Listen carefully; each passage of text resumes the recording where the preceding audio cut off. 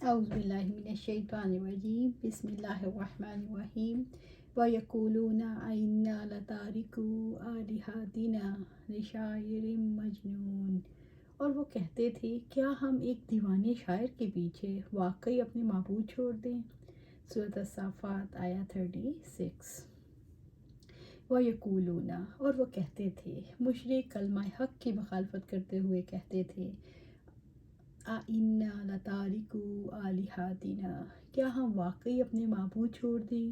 کیا ہم اپنے ان معبودوں کو چھوڑ دیں جن کی ہمارے آباء و اجداد عبادت کرتے تھے، لِشَاعِرٍ مجنون، ایک دیوانے شاعر کے پیچھے؟ اس سے وہ رسول اللہ صلی اللہ علیہ وآلہ وسلم مراد لیتے تھے۔ اللہ ان کا برا کرے، انہوں نے صرف آپ صلی اللہ علیہ وآلہ وسلم سے روگردانی اور مجرد آپ کی تکذیب ہی پر اکتفا نہیں کیا، بلکہ اس پر مذاق اڑایا۔ انہوں نے آپ پر بدترین حکم لگایا جو سب سے بڑے ظلم پر مبنی ہے۔ انہوں نے آپ کو مجنون، شاعر قرار دیا، حالانکہ انہیں خوب علم تھا کہ آپ شاعری جانتے ہیں، نہ شعرا سے کوئی واسطہ ہے اور نہ ان کی طرح شاعری کے کبھی اوصاف بیان کیے ہیں۔ انہیں یہ بھی علم تھا کہ آپ صلی اللہ علیہ وآلہ وسلم اللہ تعالیٰ کی مخلوق میں سب سے زیادہ عقل مند اور سب سے زیادہ عظیم رائے کے حامل ہیں۔ کافروں نے نبی صلی اللہ علیہ وآلہ وسلم کو شاعر اور مجنون کہہ کر حجت پیش کی کہ اب اس کی خاطر تو ہم اپنے معبودوں کو نہیں چھوڑ سکتے۔ اس کا مطلب یہ تھا کہ قرآن شعرا اور دیوانے کی دیوانگی ہے، حالانکہ وہ شاعری نہیں حقیقت ہے، اور دیوانگی نہیں عقل مندی اور حکمت ہے۔ اس کا یہ مطلب بھی تھا کہ اس دعوت کو اپنانے میں ہلاکت ہے، حالانکہ یہی دعوت نجات کا ذریعہ تھی۔ بل جاء بالحق وصدق المرسلین، بلکہ وہ تو حق لے کر آیا تھا اور اس نے رسولوں کی تصدیق کی۔ سورۃ الصافات آیا 37۔ بلکہ یعنی اللہ تعالیٰ کے رسول صلی اللہ علیہ وآلہ وسلم نہ دیوانے ہیں نہ شاعر، بلکہ جاء بالحق، وہ تو حق لے کر آئے تھے۔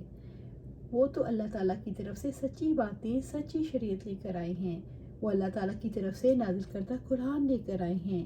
آپ صلی اللہ علیہ وآلہ وسلم کا آنا حق ہے اور آپ صلی اللہ علیہ وسلم کی کتاب اور شریعت حق ہے، جیسے کہ اللہ سبحانہ تعالیٰ فرماتے ہیں، یقیناً وہ ایک معزز پیغام لانے والے کا قول ہے اور وہ کسی شاعر کا قول نہیں۔ تم لوگ بہت ہی کم ایمان لاتے ہو، اور نہ کسی کاہن کا قول ہے، تم لوگ بہت ہی کم نصیحت قبول کرتے ہو۔ یہ جہانوں کے رب کی طرف سے نازل کیا ہوا ہے۔ سورۃ الحاقہ آیا 40 سے 43۔ وصدق المرسلین، اور اس نے رسولوں کی تصدیق کی۔ آپ صلی اللہ علیہ وآلہ وسلم کی آمد سے رسولوں کی تصدیق ہوئی۔ تمام انبیاء نے آپ صلی اللہ علیہ وآلہ وسلم کے آنے کی بشارت دی تھی، اور اللہ تعالیٰ نے ان سے عہد لیا تھا کہ جس زمانے میں نبی صلی اللہ علیہ وآلہ وسلم مبعوث ہوں گے تو وہ ضرور آپ صلی اللہ علیہ وسلم پر ایمان لائیں گے اور آپ صلی اللہ علیہ وآلہ وسلم کی مدد کریں گے۔ اب آپ صلی اللہ علیہ وسلم حق لے کر آئے ہیں اور وہ توحید ہے جس کی ساری انبیاء نے دعوت دی۔ آپ صلی اللہ علیہ وآلہ وسلم سارے انبیاء کی رسالت پر ایمان لائے اور ان کی شریعت کی تصدیق کی۔ پیغمبر حق ہی لایا ہے اور اس کو پیش کر رہا ہے، اور وہ سچی دعوت ہے جو پچھلے انبیاء بھی دیتے رہے۔ تم جسے شاعر اور مجنون کہتے ہو، کیا یہ حق کسی دیوانے کے پریشان خیالات کا نتیجہ ہو سکتا ہے؟ انکم لذائق العذاب العلیم، یقیناً تم دردناک عذاب چکھنے والے ہو۔ سورۃ الصافات آیا 38۔ انکم، یقیناً تم، یعنی مشرک، کافر، نافرمان سب، لذائق العذاب العلیم، دردناک عذاب چکھنے والے ہو، سب دردناک اور بھیانک عذاب کا مزہ چکھو گے۔ رب العزت نے فرمایا، اور تم میں سے ہر شخص اس پر سے گزرنے والا ہے، یہ ہمیشہ سے آپ کے رب کی حتمی بات ہے جس کا فیصلہ کیا ہوا ہے۔ پھر ہم ان لوگوں کو بچا لیں گے جو اللہ تعالیٰ سے ڈرتے رہے، اور ہم ظالموں کو اس میں گھٹنوں کے بل گرا ہوا چھوڑ دیں گے۔ سورۃ مریم آیا 71 اور 72۔ لوگوں کو حق قبول نہ کرنے اور رسول کو شاعر اور دیوانہ کہنے اور اس کی تصدیق نہ کرنے کے جرم میں دردناک عذاب کا مزہ چکھایا جائے گا۔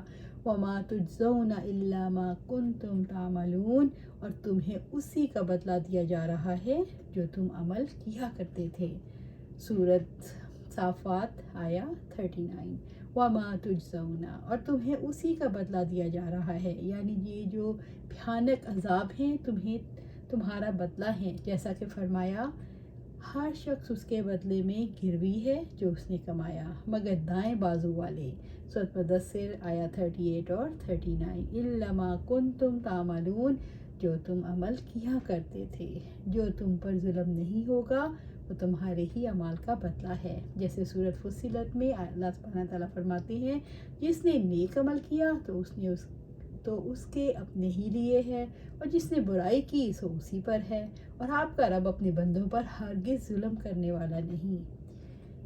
ये जहन्नमियों को उस वक्त कहा जाएगा जब वो एक दूसरे से तकरार कर रहे होंगे।